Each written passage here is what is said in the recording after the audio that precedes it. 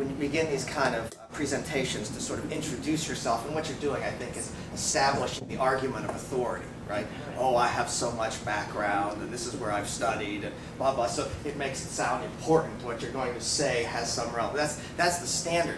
But I think more important, particularly for a talk like this, where we're going to start with an issue of spirituality in Chinese medicine, more important is to understand something about the nature of the lecturer than some background. And we'll get to my background in a minute. But I think it's important with all presentations, particularly in an art like Chinese medicine, to realize that the teacher can never tell you something that's true. They can only tell you their own delusions about how things are. And then you have to see how that harmonizes with your worldview and what might be useful about their delusional view.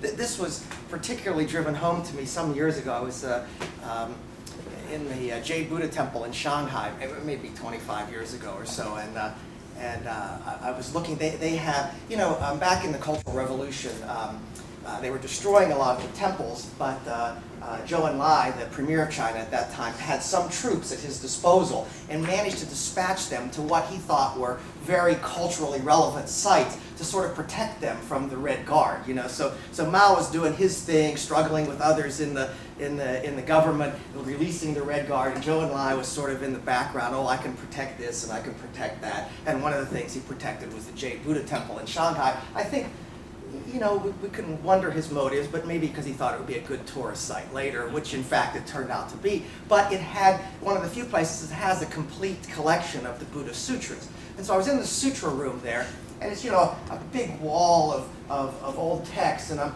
sort of looking at it and just sort of in wonder at this. It's such an interesting display.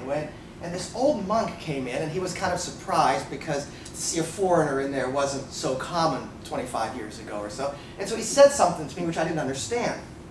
And I had a Chinese friend around. I got him to see if he could get what he was saying, and he didn't get it either. Turns out he was speaking some very minor dialect. He had been in the monastery since childhood, never learned to speak Mandarin, you know, the kind of common dialect. And so we had to get another monk in there who could speak that dialect to sort of, so we were going through these stages of translation. It turns out what he was saying to me as he pointed to all this stuff was, it's all lies. You know? And so then, of course, this had to engender a discussion.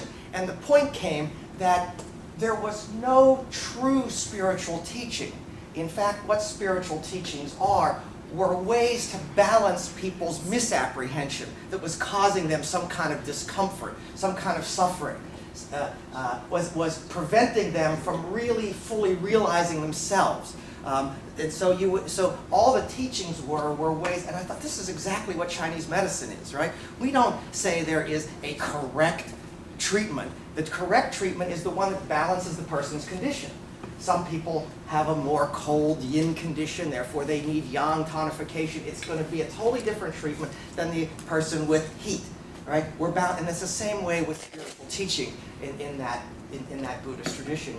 You're saying something not because it's true, but because it balances the person's difficulty in some way. So this then there is the Buddha saying that's, I think, kind of relevant to that these teachings are therefore more true than facts.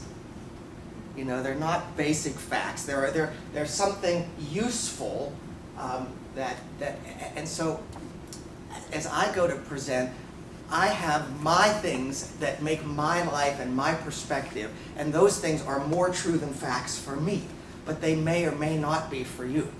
You have to see, because I'm basically a clinician.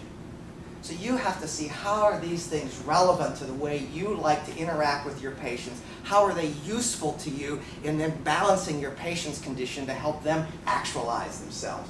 So as I say, as we begin this, it's important to get a sense of you know, who that teacher is. And I think you can learn that a lot from just observing them.